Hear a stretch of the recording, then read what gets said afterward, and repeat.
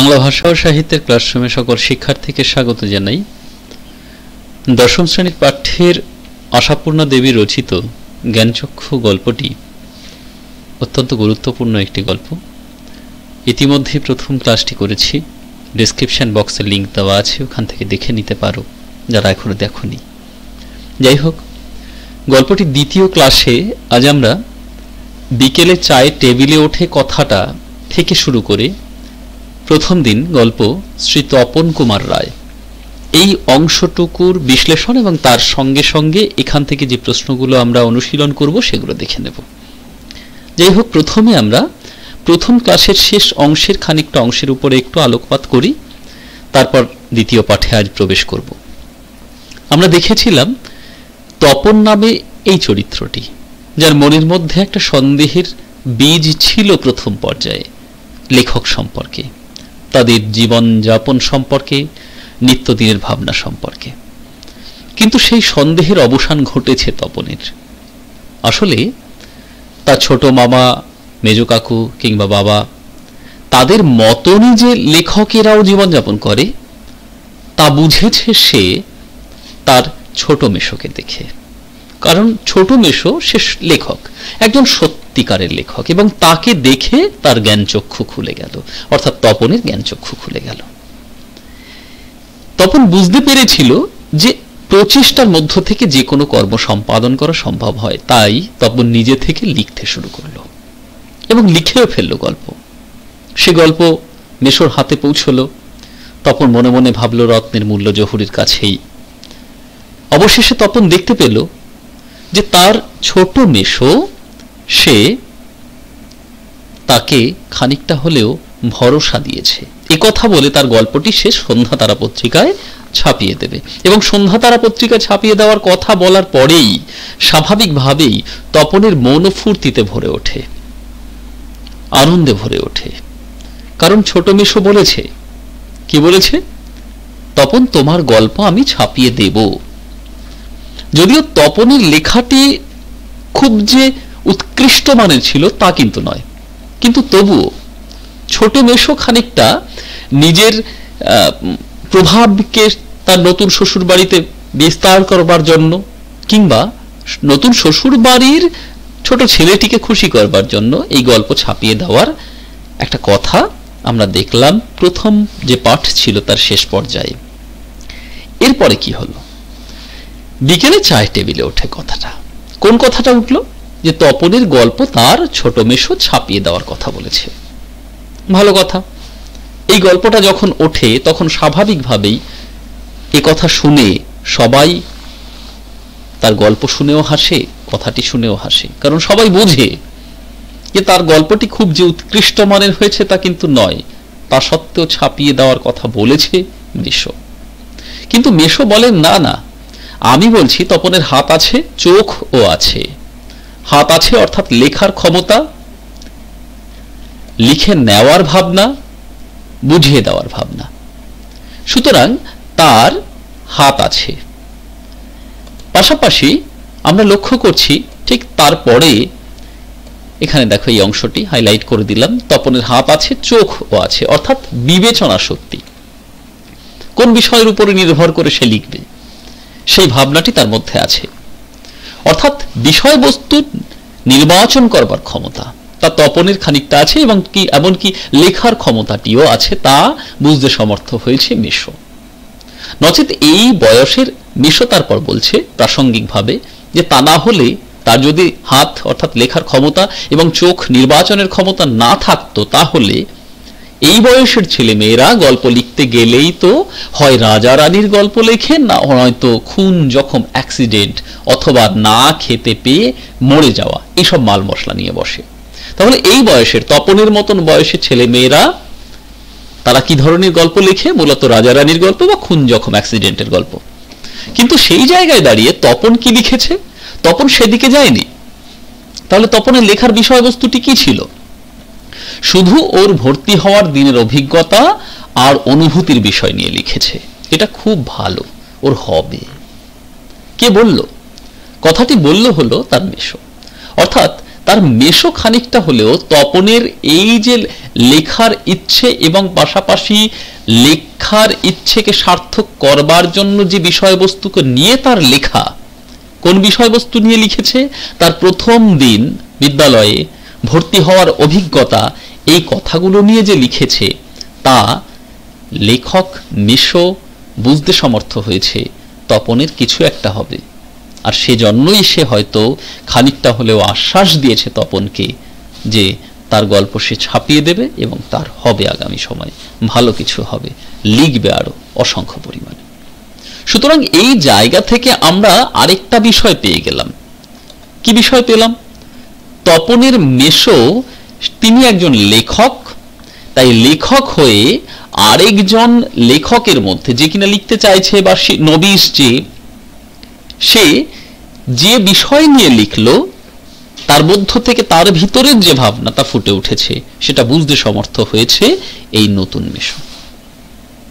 তো এখান থেকে আমরা যে প্রশ্নটি পেতে পারি, মূলত বিকেলে চায়ের টেবিলে ওঠে কথাটা, এই লাইনটার উপরে নির্ভর করে প্রশ্ন আমি পরে দিয়ে দিয়েছি অনুশীলন অংশে, সেখানে দেখে নেবে, বলবো আবার।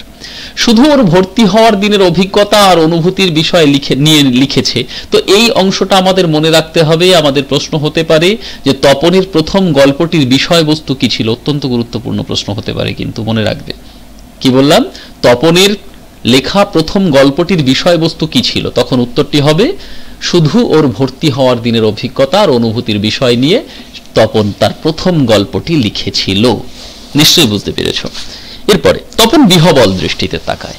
বাস্তবিকভাবে যখন তপনের মেশো, সে একজন লেখক, তার লেখা ছাপার অক্ষরে প্রকাশ পায়, সেই রকম একজন ব্যক্তি যে তপনের লেখাকে সম্পূর্ণভাবে বাহবা জানায়, তার উৎকর্ষতার বিষয়ে সন্দেহ প্রকাশ করে না, তখন তপন বিহবল হবে বই কি। তাই তপন বিহবল দৃষ্টিতে তাকায়, আবেগে পূর্ণ হয়ে পড়ে, খানিকটা মনের কোণে করুণার ছাপ আমরা দেখতে পাই। তপন তাই বিহবল হয়ে পড়ে তখন। তারপর ছুটি ফুরোলো, মেশো গল্পটি নিয়ে চলে গেলেন। এরপর ছুটি ফুরোনোর পরে কি হলো, মেশো তার গল্পটি, তপনের সেই গল্পটি নিয়ে চলে গেলেন। যাওয়ার পরে কি হলো, তপন কৃতার্থ হয়ে বসে দিন গোনে। তপন তখন কৃতার্থ হয়ে বসে বসে দিন গুনতে শুরু করলো যে কখন সেই গল্পটি ছাপার অক্ষরে প্রকাশ পেয়ে আবার তার সামনে এসে হাজির হবে। সেই জন্য প্রতীক্ষার দিন গুনতে শুরু করে, কারণ তাতেই তার সার্থকতা। একজন গল্পকারের গল্প লেখার সার্থকতা কখন হয়, যখন সেই গল্পটি ছাপার অক্ষরে প্রকাশ পায় এবং তা পাঠকের দরবারে গিয়ে হাজির হয়। আমরা পাঠকেরা যখন তা পাঠ করি তখন কিন্তু একজন লেখকের সার্থকতা গল্প লেখার। তপনেরও ঠিক তাই। তাই তপন কৃতার্থ হয়ে বসে দিন গুনছেন। এই কথাটাই ভাবছে তপন রাত দিন। কোন কথাটা? কখন তার গল্পটি ছাপার অক্ষরে প্রকাশ পাবে। ছেলেবেলা থেকেই তো রাশি রাশি গল্প শুনেছে তপন, আর এখন বস্তা বস্তা পড়ছে। কাজেই গল্প জিনিসটা যে কি সেটা জানতে তো বাকি নেই। তাহলে তপন ছোটবেলা থেকে অনেক পড়েছে, অনেক দেখেছে, কেমন অনেক শুনেওছে। সুতরাং গল্প জিনিসটা যে কি সেটা জানতে তপনের আর বাকি নেই।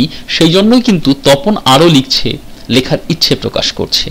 তাই রাত দিন ওই গল্প লেখার প্রসঙ্গ নিয়েই ভেবে চলেছে অনবরত গতিতে।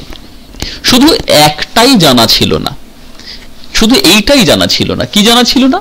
সেটা এমনই সহজ মানুষই লিখতে পারে। তাহলে এই বিষয়টা তপনের অজানা ছিল যে গল্প বিষয়টি আর পাঁচটা সাধারণ মানুষের মতনই মানুষেরা লিখতে পারে, যাদের আমরা লেখক বলে থাকি, সাহিত্যিক বলে থাকি, গল্পকার বলে থাকি। এটা তপনের জানা ছিল না। যখন জানতে পারলো, নতুন মেশোকে দেখে সেটা জানলো তপন। আর নতুন মেশোকে দেখে যখন সেটা জেনে নিল, তখন তপনের আর গল্পকার হতে বা একজন সাহিত্যিক হতে বাধা কোথায়? সুতরাং সেই বাঁধ ভেঙে গেল। আর যে বাঁধ যখন ভাঙে তখন ইচ্ছের শক্তি, অর্থাৎ ইচ্ছা শক্তি, সেই ইচ্ছা শক্তি দুরন্ত গতিতে ছুটে চলে। তপনেরও তাই হলো। তাই সে লিখছে অনবরত গতিতে লিখছে। তাই তবে আর পায় কে তপনকে? তাহলে এইভাবে যখন তার মনের মধ্যে শক্তি জেগে উঠলো, তখন তপনকে আর পায় কে? তখন কি হলো, দুপুরবেলায় সবাই যখন নিথর নিথর অর্থাৎ একেবারে ঘুমে প্রায় অচেতন, দুপুরবেলায় যখন দিবানিদ্রা দিচ্ছে বাড়ির সবাই, সেই সময় তপন কি করলো, তখন আস্তে একটা খাতা, হোম টাস্কের খাতা আর কি, বিয়ে বাড়িতেও যেটি মা না নিয়ে ছাড়েননি, তাহলে বিয়ে বাড়িতে যে খাতাটা নিয়ে তপন আসতে বাধ্য হয়েছিল, সেই খাতাটি নিয়ে আর কলমটি নিয়ে 3 তলার সিঁড়িতে উঠে গেল। তাহলে 3 তলার সিঁড়ির ওখানে উঠে গেল। দেখো মোটা কালিতে এটা লিখে দিয়েছি, এগুলো থেকে কিন্তু এমসিকিউ হয়, এগুলো অত্যন্ত মনোযোগ সহকারে দেখবে। আর তোমরা বিশ্বাস করবে কিনা জানি না, এক আসনে বসে লিখেও ফেললো আস্ত একটা গল্প। গল্পকার বলছেন যে তোমরা বিশ্বাস করবে কিনা আমি জানি না, কিন্তু তপন কি করলো, এক আসনে বসে, এক আসনে মানে হলো একবারে একক প্রচেষ্টায়, অর্থাৎ একবারে একটা গল্প লিখতে গেলে ধীরে ধীরে লিখতে হয়, খানিকটা অংশ লেখা হলো, আবার পরে লিখবো চিন্তা ভাবনা করে, না তপন ওইসব করেনি, একবারে লিখে ফেলেছে, একবারে বসেছে এবং পূর্ণ করে গল্পটি তারপরে উঠে এসছে, সেখান থেকে বসে লিখে ফেললো কিন্তু একটা আস্ত গল্প। আসলে তপনের তখন গল্প লেখায় পেয়েছে, আর তাই তপন যে কোনো প্রকারে যখন তখন যেন গল্প লিখতে এবং তা সকলের সামনে তুলে ধরতে আগ্রহী হয়ে উঠেছে। লেখার পর যখন পড়ল, গায়ে কাঁটা দিয়ে উঠল তপনের, মাথার চুল খাড়া হয়ে উঠল। যখন লেখার পরে পড়ল গল্পটা, তখন তপন নিজেই অবাক হয়ে গেল, খানিকটা হলেও বিস্মিত হলো সে। কেন বিস্মিত হলো? আসলে বিস্মিত হলো এই কারণে, একই ব্যাপার, এই যে সত্যি হুবহু গল্পের মতোই লাগছে, তপন এখনো বিশ্বাস করছে না যে সে সত্যি একটা গল্প লিখে ফেলেছে। তাই লেখার পরে যখন তপন সেটা পড়লো, একবার পড়ার পরে নিজেই বুঝতে পারলো যে সত্যি এটা গল্প হয়ে গেছে। অবাক লাগলো তার মানে সত্যি একটা গল্প লিখে ফেলেছে তপন। তপন নিজে নিজেই ভাবছে কিন্তু কথাগুলো, তার মানে তপনকে এখন লেখক বলা চলে নিশ্চিতভাবে। যখন গল্প লেখা হয়েই গেল, তখন নিশ্চিতভাবে তপনকে লেখক বলা যেতে পারে। সত্যি তাই, তপন নিজে নিজেই ভাবছে সে কথা, তার মানে তপনকে এখন লেখক বলা চলে। হঠাৎ ভয়ানক একটা উত্তেজনা অনুভব করে তপন, আর দুধ দাঁড়িয়ে নিচে নেমে এসে ছোট মাসিকেই বলে বসে, ছোট মাসি একটা গল্প লিখেছি। ছোট মাসিকে তখন একদম ছুটে এসে বলে, কি বলে, ভয়ানক উত্তেজনা অনুভব করে, বাস্তবিকভাবে একটা সত্যতা তার সামনে এসছে, হ্যাঁ আমি পারি, এবং সেই পারির পূর্ণতা, আমি পারি এ কথা বলার পরে পূর্ণতা যখন আসে, সেটা করে দেখানো হয়, সেই কাজটি করে দেখানো হয়, তখন কিন্তু আনন্দের আর বাঁধ মানে না, তখন ছুটে যেতে ইচ্ছে করে। তাই হলো, তপন লিখে ফেললো গল্প, দুধ দাঁড়িয়ে নিচে নেমে এলো, এসে ছোট মাসিকেই বলে বসলো। কি বললো? ছোট মাসি একটা গল্প লিখেছি। ছোট মাসিকে বলল। ছোট মাসি ওর চিরকালের বন্ধু। ছোট মাসি কিন্তু এই মামার বাড়িতে তপনের চিরকালের বন্ধু। বয়সে বছর 8 বড় হলেও এই জায়গাটা অত্যন্ত গুরুত্বপূর্ণ। ছোট মাসি তার থেকে বয়সে কত বছরের বড়? এমসিকিউ হয়, মাল্টিপল চয়েস টাইপ কোশ্চেন নিশ্চয়ই তোমরা জানো। মাধ্যমিকে 18টা এমসিকিউ এবং 12টা এসএকিউ, এই জায়গাগুলো প্রত্যেকটি লাইন মনোযোগ সহকারে পড়তে হবে, তা না হলে কিন্তু এই এমসিকিউ এসএকিউর উত্তর করতে পারবে না। তাই মনোযোগ সহকারে দেখো এগুলি। বয়সে বছর 8 বড় হলেও সমবয়সী, মানে 8 বছরের বড় ছোট মাসি, কিন্তু তাহলে কি হবে? সমবয়সী, অর্থাৎ বন্ধু মতন হয়ে গেছে। কাজেই মামার বাড়ি এলে সবকিছুই ছোট মাসির কাছে। তাই মামার বাড়ি যখন আসে তখন কিন্তু সবকিছু ছোট মাসির কাছে, আবদার আদর সবই মিলেমিশে একাকার। তাই এই ভয়ানক আনন্দের খবরটা ছোট মাসিকেই সর্বাগ্রে দিয়ে বসে। তাই এই আনন্দের খবর সে কি করে? তপন প্রথমেই ছোট মাসিকে দিয়ে বসে সর্বাগ্রে, সর্বযুক্ত অগ্রে, সর্বাগ্রে মানে প্রথমে, সবার আগে সে কিন্তু ছোট মাসিকেই খবরটি দেয়। আসলে আমরা আনন্দের খবর কাকে প্রথম দিয়ে থাকি? যে আমার কাছের মানুষ, যাকে আমি বন্ধু ভাবতে পারি। সে মা হতে পারে, বাবা হতে পারে, দিদি হতে পারে, দাদা হতে পারে। ঠিক তেমনি ভাবে তপনও কিন্তু তার কাছের মানুষটিকে, তার বন্ধুকে, এই ছোট মাসিকে খবরটি দিল, তার সৃষ্টির কথা জানালো, যে সে পেরেছে পূর্ণতা দিতে ইচ্ছেকে। এবার কি হলো? এমন যখন পরিস্থিতি, তখন কি হলো? মজার ব্যাপারে এই, তবে বিয়ে হয়ে ছোট মাসি যেন একটু মুরব্বি হয়ে গেছে। মুরব্বি মানে কি? আসলে মুরব্বি মুরব্বি শব্দের অর্থ হলো একটু অভিজ্ঞ অভিজ্ঞ ভাব দেখাচ্ছে। আবার তার সঙ্গে সঙ্গে ছোট মাসির বিয়ে হয়েছে লেখকের সঙ্গে, তাই একটু অভিজ্ঞ অভিজ্ঞ ভাব তো দেখাতেই হবে লেখা নিয়ে, তাই দেখিয়েও ফেললো। তাই গল্পটা সবটা না পড়েই একটু চোখ বুলিয়েই বেশ পিঠ চাপড়ানো সুরে বলে, হুমা এ তো বেশ লিখেছিস রে, কোনোখান থেকে টুকলিফাই করিসনি তো? ছোট মাসি খানিকটা বিদ্রুপাত্মক ভাবে, আবার একটু হাসি ঠাট্টা ছলে, আবার একটু অভিজ্ঞতার পূর্ণ ভাব দেখিয়ে বলে ফেললো যে তুই ভালোই তো লিখেছিস, কোনোখান থেকে টুকলিফাই করিসনি তো, অর্থাৎ টুকে নিয়ে আসিসনি তো দেখে দেখে, যদিও পুরোটা পড়েনি তো কি হয়েছে বলে ফেললো। কিন্তু এবার কি হলো? ছোট মাসি ভালো হবে না বলছি। তপন তখন বলল, ছোট মাসি ভালো হবে না বলছি। অংশটির বক্তা কে? এরম ধরনের প্রশ্ন হতে পারে। কখন সে কথাটি কাকে বলেছিল হতে পারে, কিন্তু কেমন? আরে বাবা খেপছিস কেন? জিজ্ঞেস করছি বই তো নয়, মানে আমি শুধু জিজ্ঞাসা করেছি, আর তো কিছু বলিনি, তো খেপছিস কেন? রোষ তোর মেসোমশাইকে দেখাই। রোষ অর্থাৎ দাঁড়া, অপেক্ষা কর, আমি তোর মেসোমশাইকে দেখাই, এটা বলল ছোট মাসি। আসলে তপন ছোট মাসির কাছে নিয়ে গেছে আরেকটা উদ্দেশ্য নিয়ে, জানে ছোট মাসির কাছে নিয়ে যাওয়ার মানেই হলো ছোট মাসি ঠিক মেসোমশাইকে গিয়ে দেখাবে, আর মেসোমশাইকে কাছে নিয়ে দেখালে সে নিশ্চয়ই এই গল্পের মূল্য দেবে। তাই কিন্তু ছোট মাসিকেই দেখালো সে। কিন্তু গেলেন তো গেলেনি, যে অর্থাৎ তিনি তো গেলেন তো গেলেনি, আর তো এলেন না, সেই কবে গেছেন। আসলে ছোট মাসি এখানে রয়েছে, কিন্তু ছোট মেসো তিনি তো বাড়িতে গেছেন, তাই দীর্ঘদিন আসেননি সেখান থেকে। তাই বলছে তপন, গেলেন তো গেলেনি। কোথায় গল্পের সেই আঁটো সাঁটো ছাপার অক্ষরে গাঁথা চেহারাটি, যার জন্য হা করে বসে আছে তপন? মামার বাড়ি থেকে বাড়িতে চলে এসেও এবার মামার বাড়ি থেকে বাড়িতে চলে এসেছে। এসব ঘটনা ঘটে যাওয়ার পর আমরা দেখতে পেলাম এই অবধি মামার বাড়িতে বসে ঘটনাটি ঘটলো। এবার সেখান থেকে তপন বাড়িতে চলে এলো, কিন্তু প্রতীক্ষার প্রহর শেষ হয়নি তখনও। তপন ভাবছে কখন আসবে আঁটো সাঁটো ছাপার অক্ষরে গাঁথা চেহারাটি, সেই সুন্দর চেহারা, সেই সুন্দর গল্পের রূপ পেয়ে একটা পত্রিকায় ছাপা হয়ে তার গল্পটি আসবে, এই প্রতীক্ষায় কিন্তু তপন এখনো প্রহর গুনছে। এদিকে বাড়িতে তপনের নাম হয়ে গেছে, সবাই ঠাট্টা তামাশা করে বলছে কবি, সাহিত্যিক, কথাশিল্পী, আর উঠতে বসতে ঠাট্টা করছে, তোর হবে, হ্যাঁ বাবা তোর হবে, ঠাট্টা করছে। কি বলে? তোর হবে, হবে তোর। আসলে এই ঠাট্টা তামাশা ছোটদের উপরে এই প্রভাবটা আসে বড়দের কাছ থেকে, তাই সেই রকম হচ্ছে এখানেও। তপনকেও কবি, সাহিত্যিক, কথাশিল্পী বলে ব্যঙ্গ বিদ্রুপ, খানিকটা তামাশা এগুলো চলছে। তবু এসব ঠাট্টা তামাশার মধ্যেই তপন আরো 2-3টে গল্প লিখে ফেললো, আরো কিন্তু 2-3টে গল্প লিখে ফেলেছে তপন। ছুটি ফুরিয়ে এসেছে, হোম টাস্ক হয়ে ওঠেনি, তবুও লিখছে, লুকিয়ে লিখছে, যেন নেশায় পেয়েছে। বাস্তবিকভাবে লিখেই চলেছে তপন। কি লিখে চলেছে? গল্প। সে লিখেই চলেছে, এক নাগারে সে গল্প লিখছে, তার যেন নেশায় পেয়েছে। কিসের নেশা? আসলে গল্প লেখার নেশায় পেয়েছে তপনকে। এই লাইনটা অত্যন্ত গুরুত্বপূর্ণ, যেন নেশায় পেয়েছে। মনোযোগ সহকারে এই লাইনটি মনে রেখো। আসলে তোমাদের পাঠ্যের অন্য একটি গল্পেও এই নেশা শব্দটি আছে, সেখানে গিয়ে গুলিয়ে ফেলতে পারো। তাই এই লাইনটি মনে রেখো, যেন নেশায় পেয়েছে। তপনের গল্প লেখার নেশার কথা এখানে বলা হয়েছে, এটা মনে রেখো।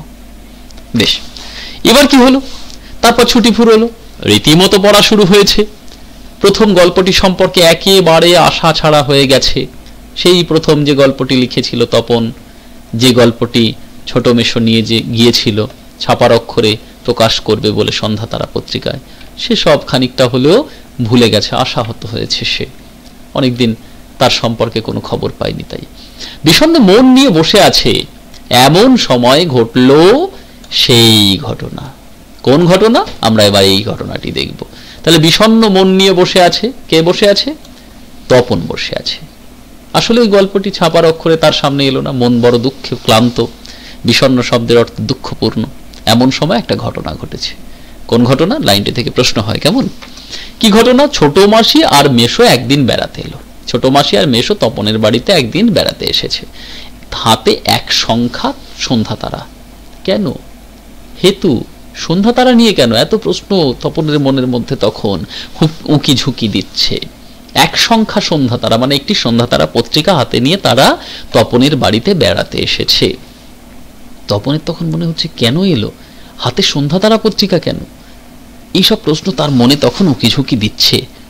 আসলে উকিঝুঁকি দেওয়া নয়, তপন মনে মনে নিশ্চিত হচ্ছে তাহলে ওর মধ্যে নিশ্চয়ই তার গল্পটি আছে।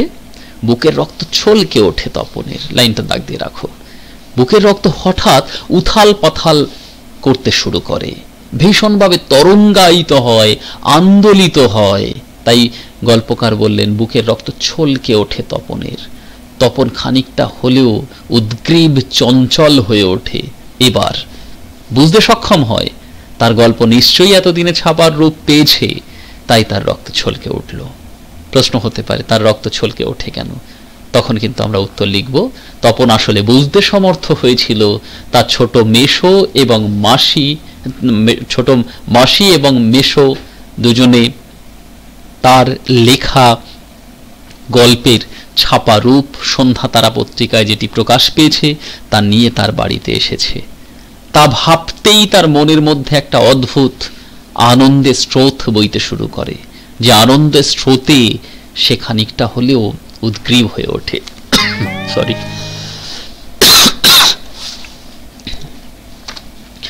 তবে কি সত্যি তাই? সত্যি তপনের জীবনের সবচেয়ে সুখের দিনটি এলো আজ? তপন ভাবছে তাহলে কি সত্যি তার গল্প ছাপার অক্ষরে প্রকাশ পেয়েছে, তার জীবনের সুখের দিনটি আজ এসেছে? মনে মনে ভাবছে। কিন্তু তাই কি সম্ভব? সত্যিকার ছাপার অক্ষরে তপন কুমার রায়ের লেখা গল্প হাজার হাজার ছেলের হাতে হাতে ঘুরবে? তপন ভাবছে অবাক হয়ে, সত্যি তাই, এই গল্পটি হাজার হাজার ছেলের হাতে হাতে ঘুরবে। এই গল্পের প্রভাবে সমস্ত ছেলেরা লিখতে শুরু করবে আবার নতুন করে, তার পরিচয় ঘটবে সব জায়গায়। তপন কিন্তু খানিকটা হলেও মানসিকভাবে অস্থির হয়ে উঠেছে সেই গল্পটি দেখার জন্য।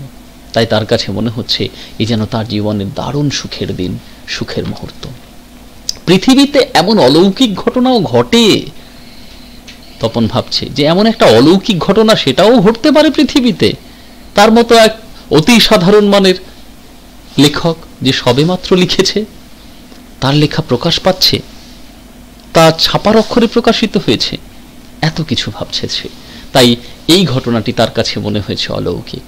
তা ঘটেছে, সত্যিই ঘটেছে। আর সে ঘটনা ঘটেছে বলেই সন্ধ্যা তারা পত্রিকা নিয়ে তার বাড়িতে মেশো মাসি হাজির হয়েছে। সূচিপত্রের নামও রয়েছে, ঘটনাক্রমে দেখল সেই পত্রিকার সূচিপত্রের নাম রয়েছে, কি রয়েছে? প্রথম দিন গল্প, শ্রী তপন কুমার রায়। গল্পের নাম কি? প্রথম দিন। আমরা জানি, আমরা দেখেছিলাম সেই প্রথম দিনের গল্পের অভিজ্ঞতা কি ছিল, ওর ভর্তি হওয়ার দিনের অভিজ্ঞতা আর অনুভূতির কথা। তাই প্রথম দিন গল্পের নাম, আর গল্পকার শ্রী তপন কুমার রায়। অভিভূত হয়ে গেল তপন, অলৌকিক মনে হলো ঘটনাটি। আর সেই অলৌকিক ঘটনাটি ঘটে যাওয়ার কারণেই তার কিন্তু মনে হয়েছে তার জীবনের সবচেয়ে সুখের দিন সেটি। তাই কিন্তু তপনের বুকের রক্ত ছলকে উঠেছিল।